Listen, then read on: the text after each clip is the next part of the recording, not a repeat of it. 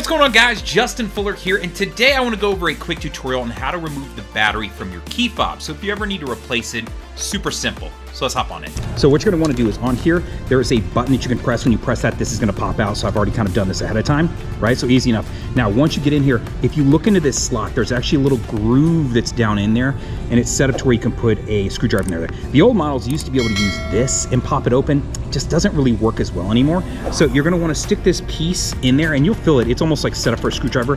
And when you do, all you got to do is kind of get it in there. Let's see if I can turn it. Boom. Once I've popped it, you'll hear it pop open. This piece will come out. Now, you may pull this piece out and you're gonna see something that looks like this. Understand that's all you're seeing right here, right?